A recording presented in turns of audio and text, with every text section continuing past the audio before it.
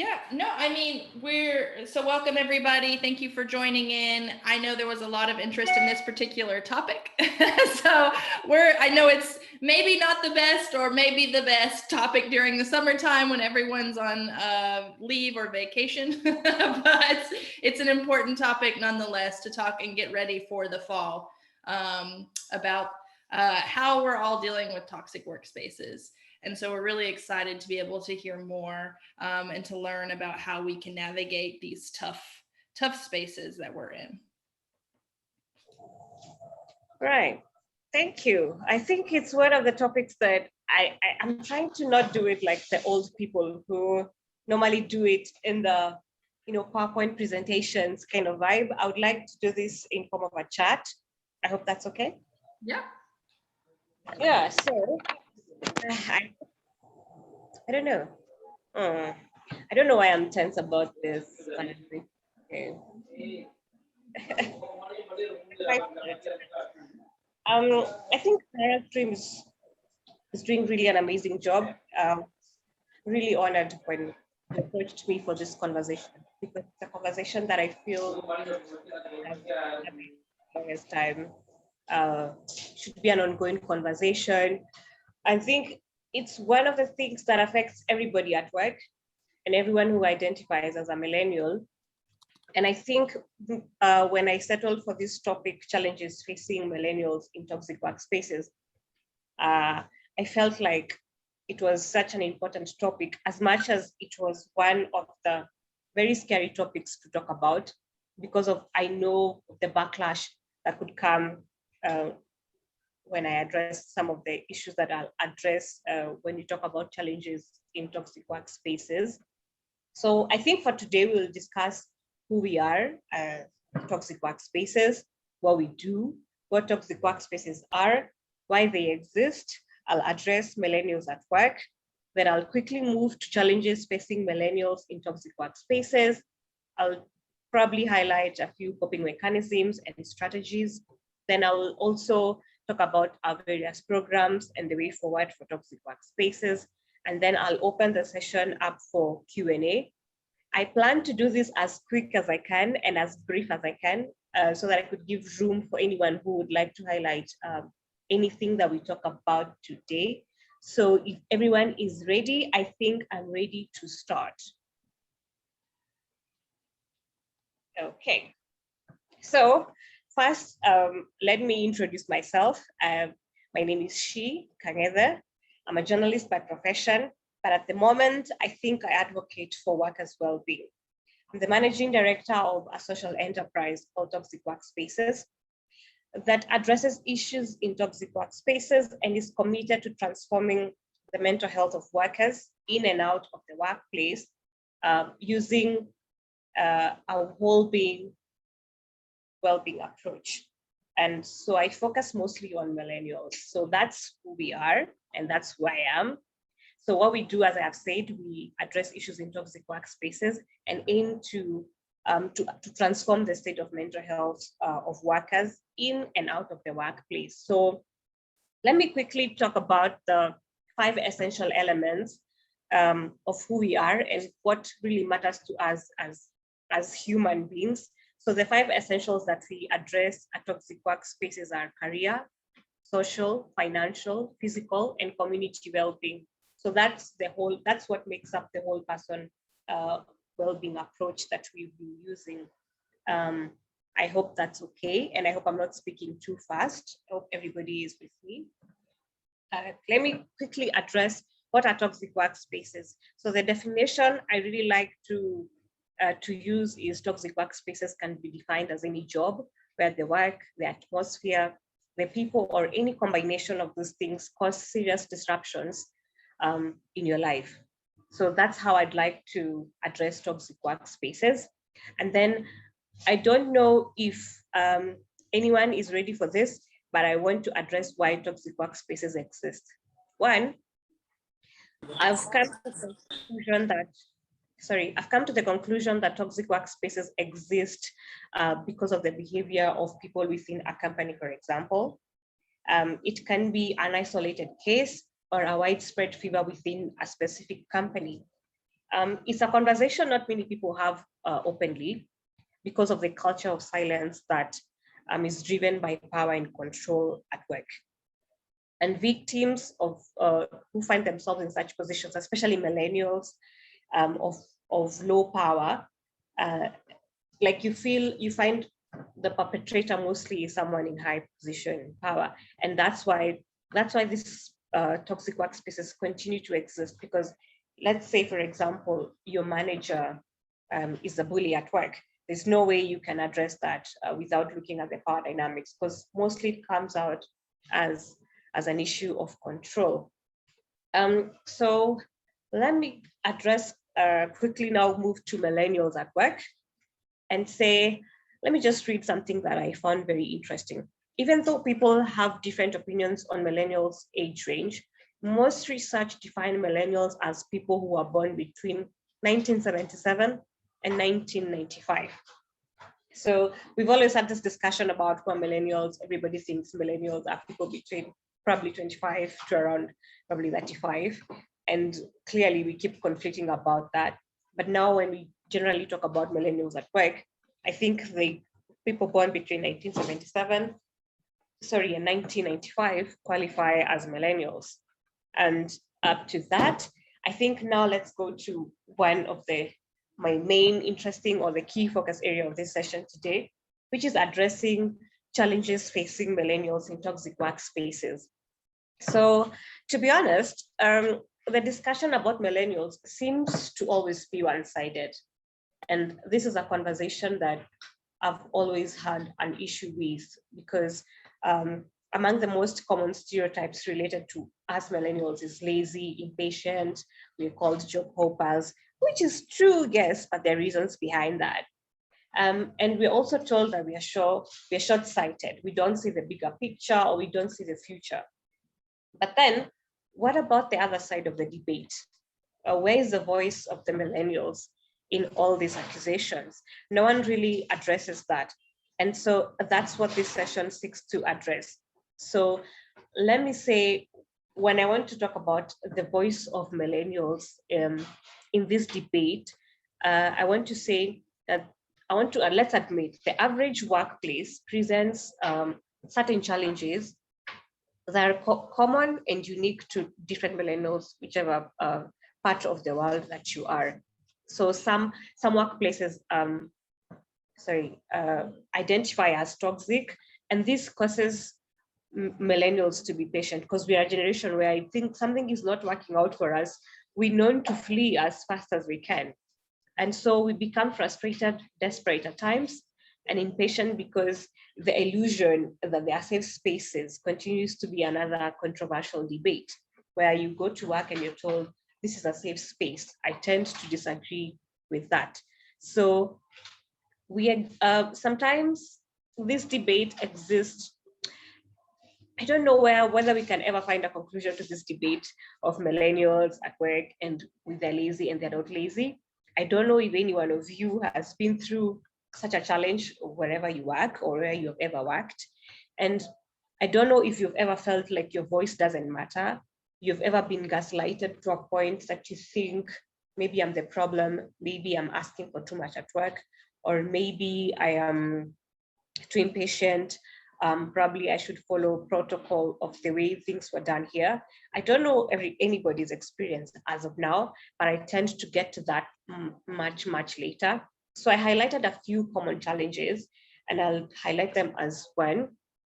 So I'll share the link to this presentation later, and I think that will be easier for everyone to see, because I've explained the challenges in depth. One, millennials want better work benefits. Gone are the days when we would get to work and we are told that millennials need, there's entry-level salaries that we have, for example, like in Kenya, where when you get to a job straight from school, there's that entry-level salary.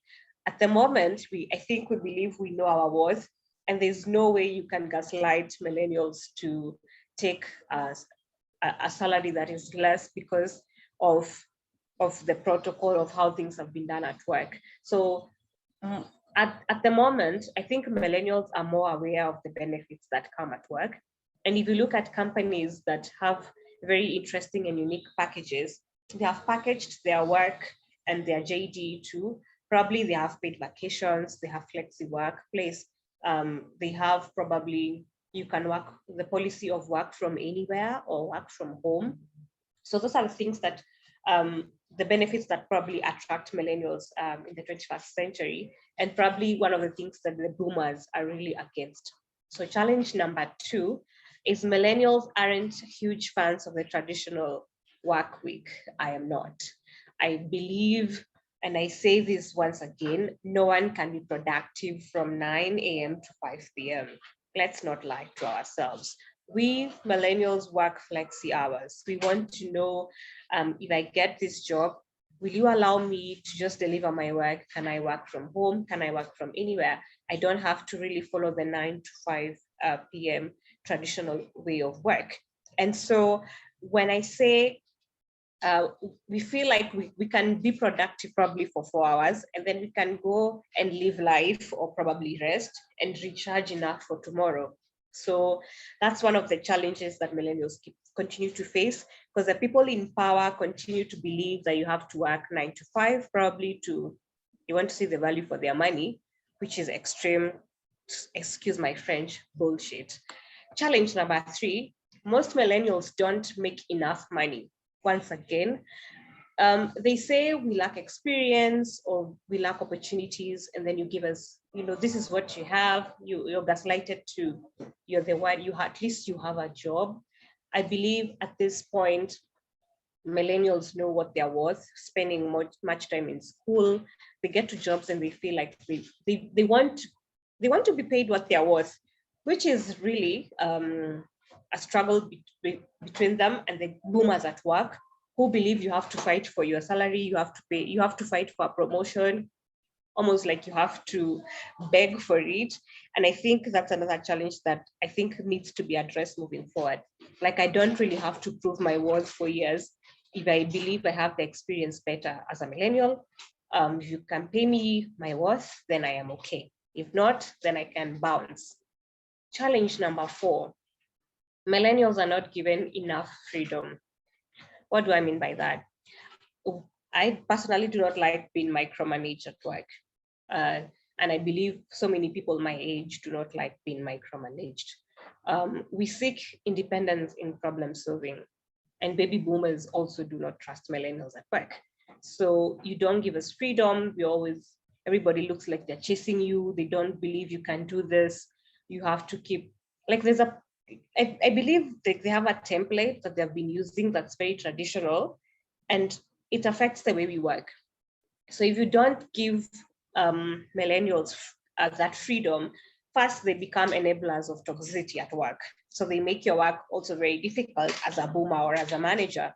And I believe instead of trying to prove who is more powerful at work, it's time that managers and employers seek to understand what the problem is. And the problem is, give millennials freedom. Challenge number 5, well-being. I continue to say this again, which is very controversial, that boomers, who I really love to address most times, boomers walk around with burnout as badges of honor. Once again, forgive my French.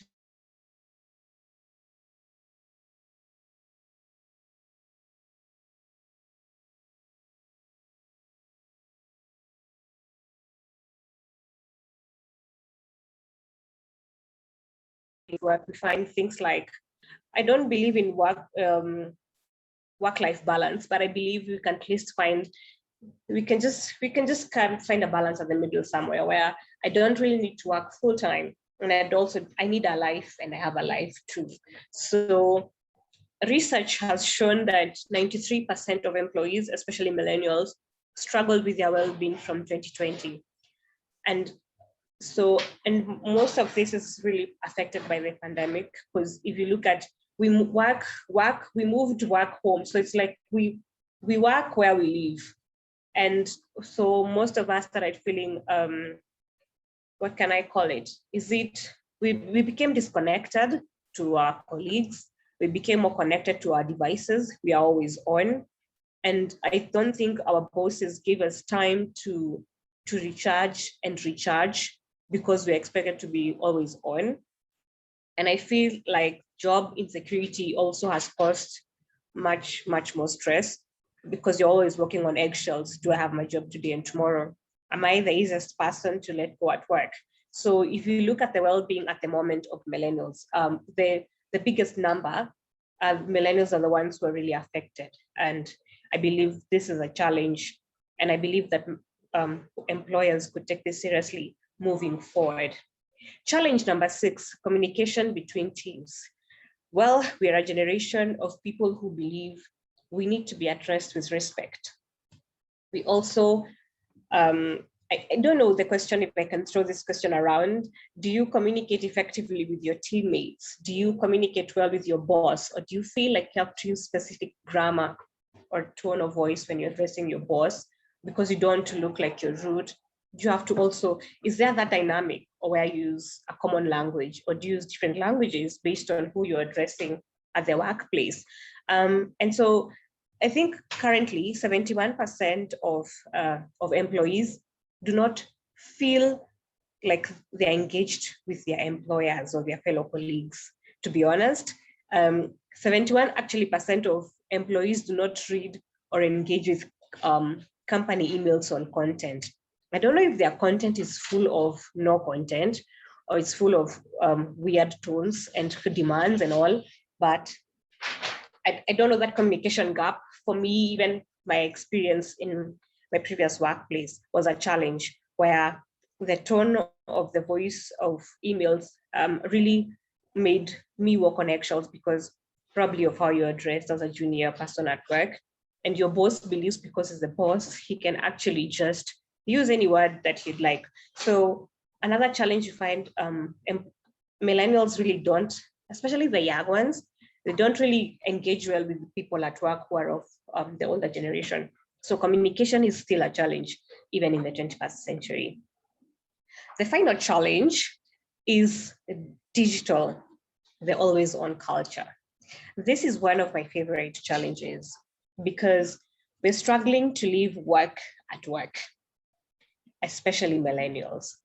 Because one, there's gaslighting, where you're told, if you don't want this job, if you complain you're working too much, you're told, how many people would want to take a job probably at a lower price, or probably even do it for free, which is really a lie. And so there's no question that technology has continued to blur the line between work and personal time. And the digital tools designed to make people more productive are also the same tools that are distracting us and making us less disconnected from work and from ourselves. So we find that there's a digital and work overload, tech overload. We're always on. I asked this question and I keep asking this question: will you go offline for a whole weekend? And interestingly, people pause to think about this and they say, I think I would, but my boss needs to see me online. My boss, I don't think I'll be comfortable if my boss called me and they found that I was offline. So that tells me that's one of the challenges, that you can't really unplug because you're afraid of what your boss will say. So I think those are the 6 challenges that I've really researched, and I found that they're very common across different places, or I don't want to say continents. But given the health, productivity, and morale problems that result from being unable to turn off from work, is the reason why we're always tired. We always wake up, we're tired. We're always tired every day. Every day seems to be a very bad day for us. And so we are at a point that we can't really, if you look at the well-being of employees, especially from between Monday to Friday, it's a bit crazy. You can't even explain how your well-being is because it's crazy. There's an overload of information at work, which is sometimes very unnecessary. So I think those 6 are the things that I've really struggled to with as an individual. Probably I've asked my friends around, and the same things that we continue to deal with as millennials in the workplace, and mostly in toxic workspaces. Before I proceed, I think I can pause there for now. then I'll proceed to our programs. I don't know if anyone has anything to say at the moment. Jessica, I don't know at the moment where things are, but for now, I think I can pause there before I proceed to our programs at Toxic WorkSpaces. Yeah, thank you. No, we're getting a lot of feedback in the chat. I think a lot of people are agreeing with you. Yeah, about the pay not being good, about being on at least 6 days a week. So yeah, I mean, if anybody feels like they want to jump in based on what they've heard so far, please feel free to unmute yourself. Yep, floor is yours.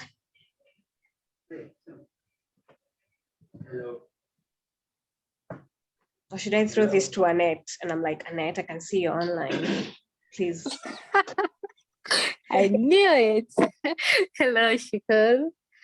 Hi, how are you? Actually, I really enjoyed this part of the conversation, and I'm just following, and probably I'll make some comments after you're done. Thank you. Cool. Thank you. Who else? Jessica, just throw in someone, put them on the spotlight. Purity, do you want to elaborate on what you put in the chat?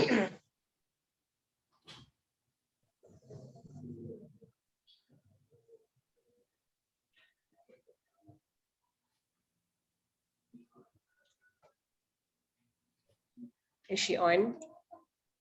She's at work. All right. There you go. Maybe I can read it loud.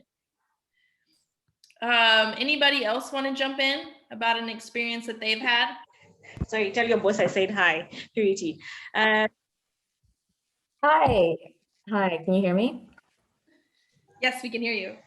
Ah, perfect. Okay. So you mentioned tone of voice and communication challenges in your chat. And as an African, I have a difficulty pushing back against elders, especially when I'm in a position of power. So what would you advise me in those situations?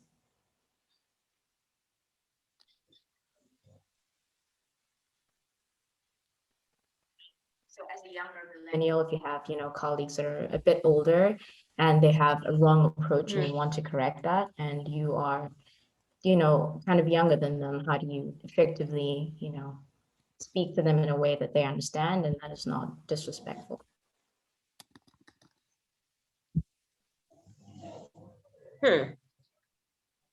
Wow. You want me to address that right now? Yeah. Okay. So in my experience, if there's a thing about ageism at work.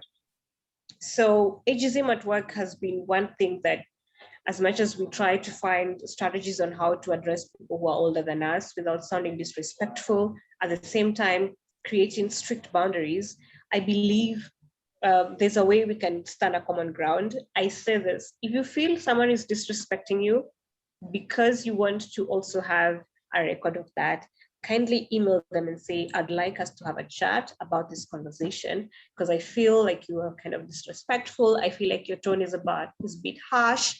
So if you see the red flag in how they respond to you, probably it's not you, it's them. Because sometimes they project issues on us and they say, you millennials, you just got here. So we used to do things like this, or this is how we've been doing things from the word go. So if you feel like the person at work who's a bit older than you is trying to be a bully, because mostly they're bullies, just tell them, hey, via email, subject matter, I would like us to have a chat about our conversation. So probably address, could it be me? Could it be you? Or how can we work this relationship at work together to make it a better place for the both of us? I will do that, and it works. But just don't be afraid of doing it, because if you continue working on eggshells at work, it kind of is not a healthy workplace for you, and you want to make it a better place for yourself. Yeah. Yes. Also had one follow-up question. Anyone else? Oh, go ahead. Follow up. Yeah, so if you're a millennial or a job seeker, what would you say are the red flags that you can see, a toxic workspace from afar? Or, how can you assess the company culture before you would join? Mhm.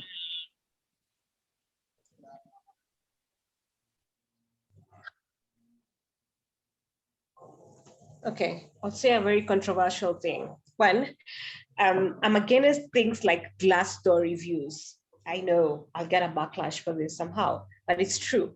If you look, we're always told to search for company culture or read more about our company online, but there's no time you'll find any information about a toxic work culture about a company online. That's one thing. So red flags mostly are in the culture or probably in the JD. If a company probably keeps telling you, we want you to be flexi. Flexi means I can disturb you anytime, because mostly that's what I read between the lines. We want you to be, can you work? Mostly you ask to work full time, which they don't respect boundaries.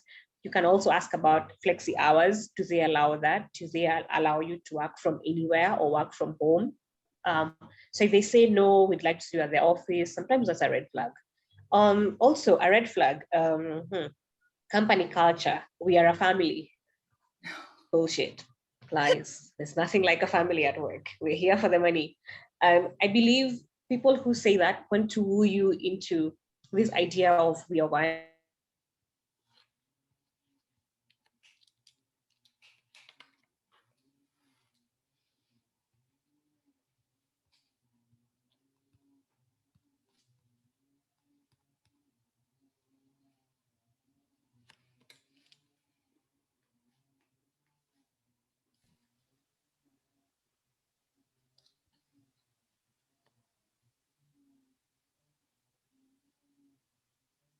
Oh, I think we may have lost her.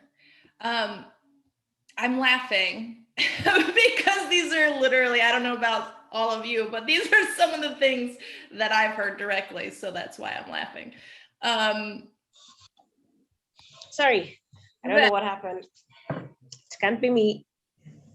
Oh no, I was just saying I was laughing at some of the things you were saying, because it's directly what I've heard in some of my previous employments. We're part of a family, and how that's a point of contention, because if you're a family, then you want to be in some way like protected, and a lot of times you're not.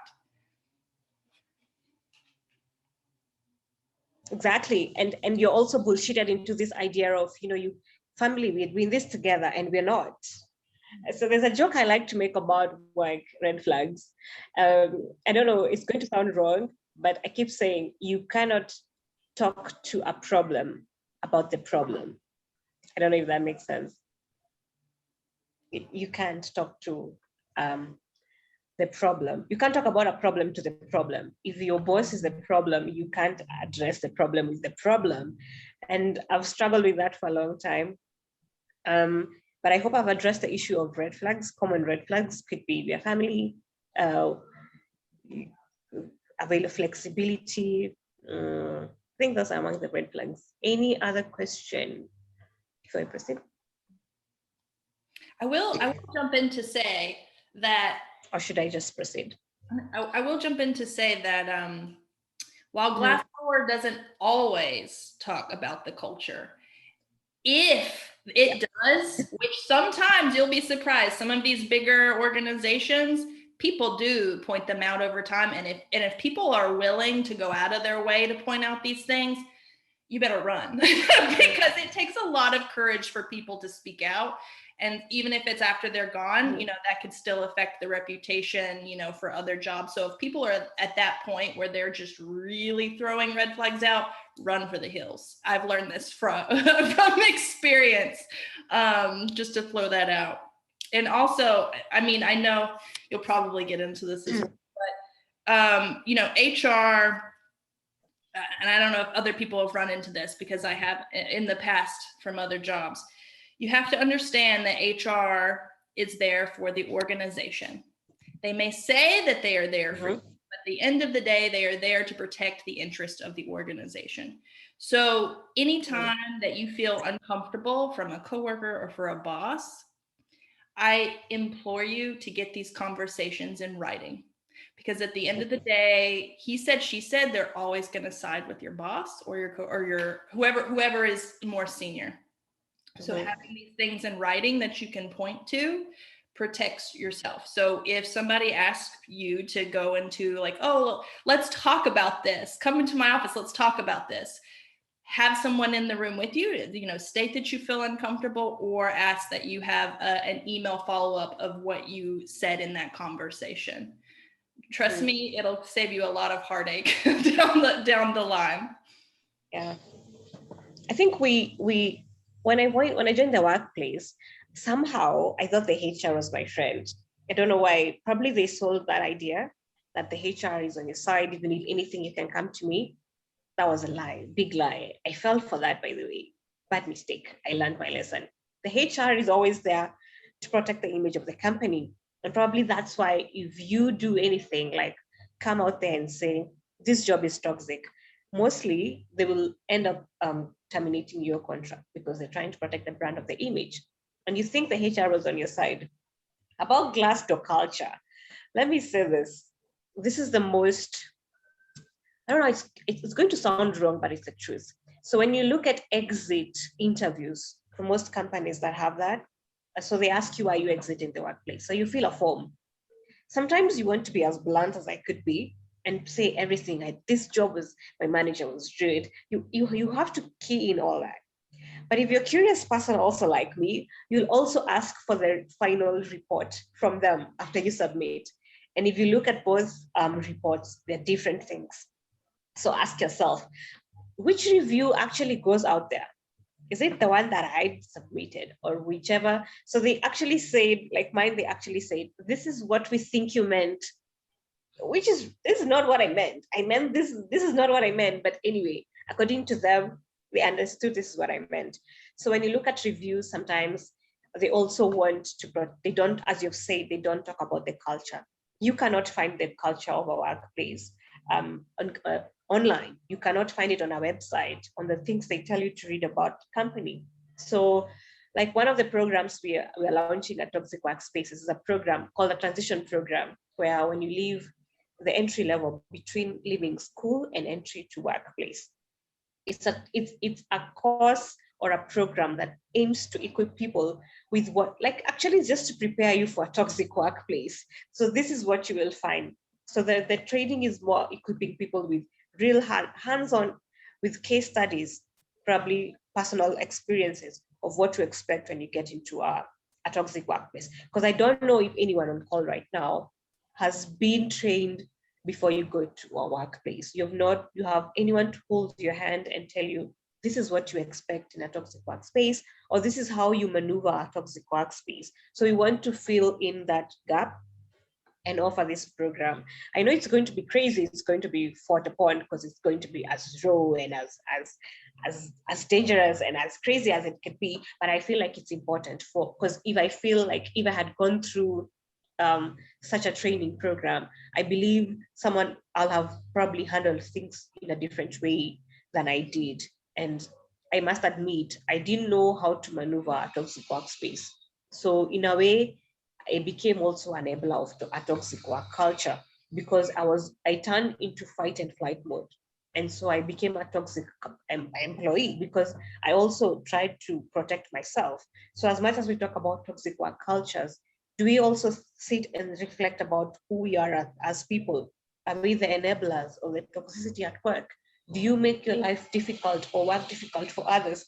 So I think about culture, we can preach and preach and preach and preach and preach more, but I think that is for now. That's what I can say about it. Yeah. Do you like me to go forward to the next session? Yeah, keep going. Okay, cool. So I think the next session is me introducing our programs, and I would like to just address the three, a very key issue about coping or well-being solutions that Toxic WorkSpaces offers. So you can check our website, toxicworkspaces.co.ke, and you'll find our programs like Unplug, like Connect, and Women at Work. And so it'll give you more information about the programs and how you can plug in into either of them. And also, we are looking for people to join our team, looking for volunteers in all the three areas of Unplug, if you're keen on digital well-being, you can join the team. You can reach out to me directly. If you want to join Connect, which is kind of the fancy one. So if you want to hold or to lead Connect expressions or events, you can reach out to me. Women at Work Forum is also igniting gender global conversations. If you would like to also lead that, kindly also you can reach out to me. So yeah, I think for now, that's what we're doing. Wow, I think I'm about to conclude this at my end, and then I'll open it up to anyone who wants to share their experience or ask burning questions or have a concern. I think we millennials are just here ranting about this topic. I think I can open it up to anyone at this point. Just take over to you. Yeah, does anybody want to share or ask any questions? The floor is open. I know that Purity made the comment that, you know, work environments come in different sizes, including small spaces, which make it even harder when you're a small team and you're working directly with the same people each and every day.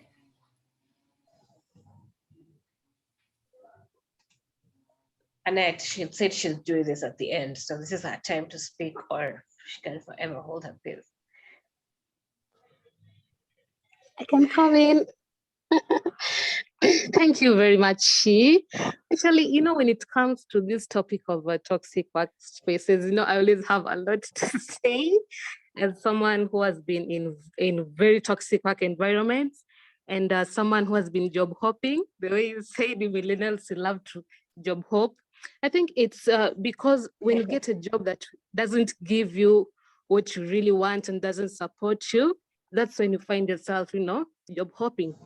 And as me, currently I'm an employer, so I'm actually really learning a lot how I can make my environment to be, you know, I can even encourage my employees to be part of these kind of conversations. And the way I also love your programs, especially the Unplugged program, the way you always go to the beach, you unplug, you do your stuff over the weekend. It's actually amazing. And thank you very much, Shi. If I have anything to say, I'll add. Thank you. Thank you. I'm learning a lot from you too. I'm glad you're an employer. And if you ever become a toxic employer, I'm coming for you. Anyone else?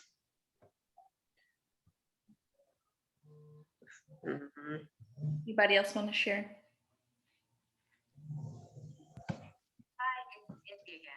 I wanted to ask you if you have any, I don't know, main tips for employers to create a more inclusive workspace and make it less toxic. Wow, interesting. I'll give you a very simple answer on that. One, I think employers moving forward should have a roundtable discussion with millennials, just have a chat and address the issues like how can we make this a better workplace for all of us? Because that's it. Because that's what lacks. So igniting such conversations can start with you. You can just address this question at work and ask probably your boss or your employees like, hey, I'd like to make this a better workplace. How can I and you together do this? I think that's the tip I'll give, because that opens up doors to so many things and a diversity of ideas. I think that's how I'll handle it. And I think that's the tip that will open up to so many other diverse suggestions. Yeah.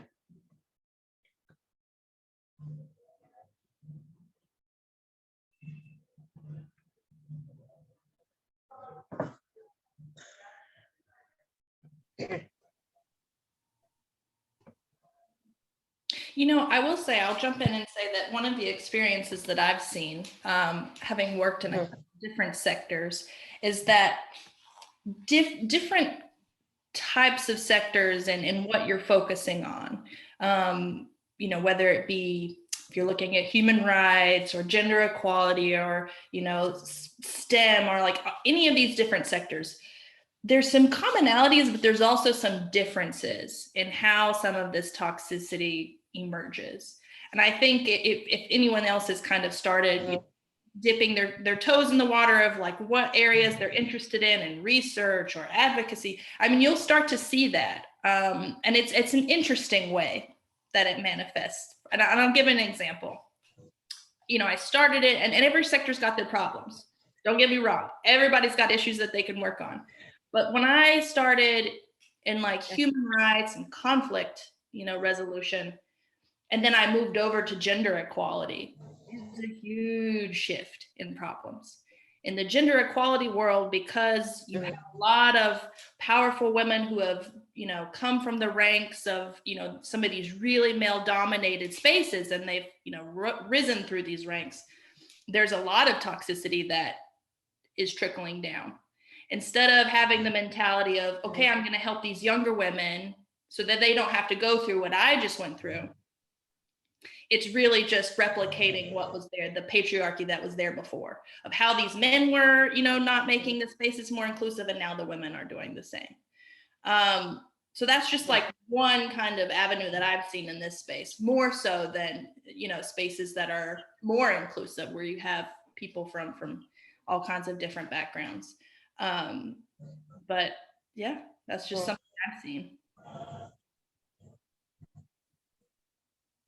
I think also when you say that, it's interesting because we work in places that mostly are male dominated, and they believe probably women should not even speak sometimes, and this role should be more of a male, you know, role.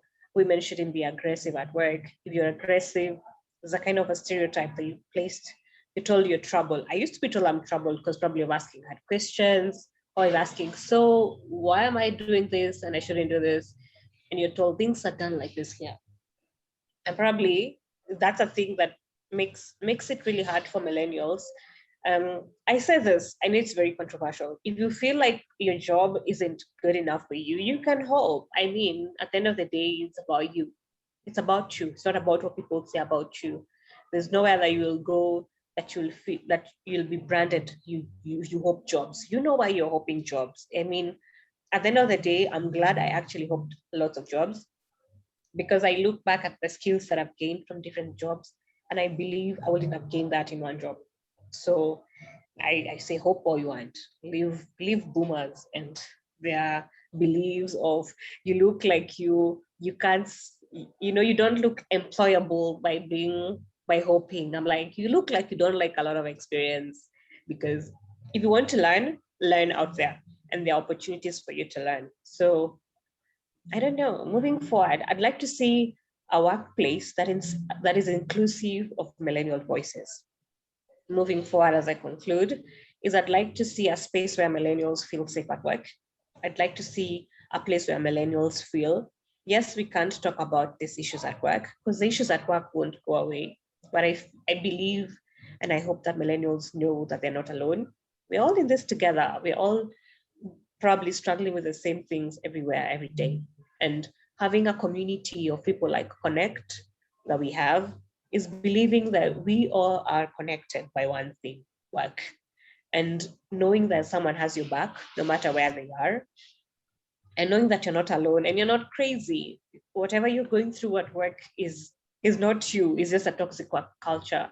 And I believe we can be better workers.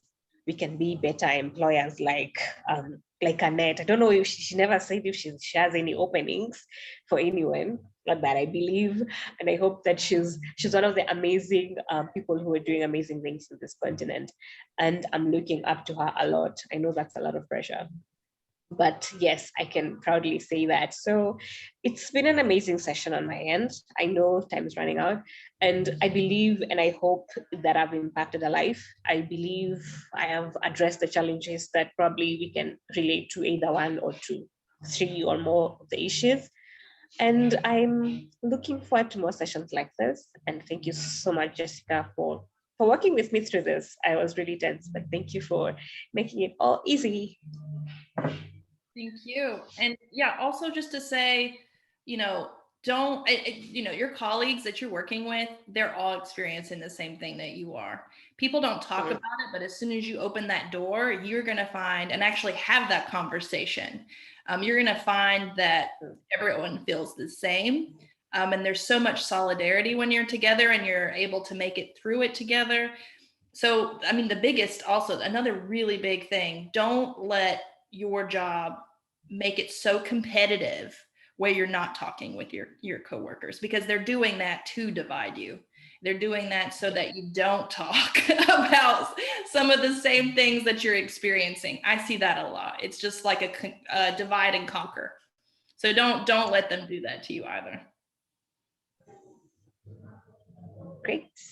So I think time is running out, and it's been a short session. We should do this more often. So thank you so much, Jessica, for having me. I really had fun, and I hope I made sense, honestly. Like, this is a topic that's close to my heart. So I really appreciate the opportunity to have me on this platform today. If anybody has any last minute questions, please feel free to ask. Otherwise, thank you all for attending today's session. I think we're all taking something with us. And please, everybody, do take some wellness time while you have it, while it's quiet. All right. Thank you. Thank you. Thanks, everyone. Thank you, She. Bye. Welcome. Bye. Bye.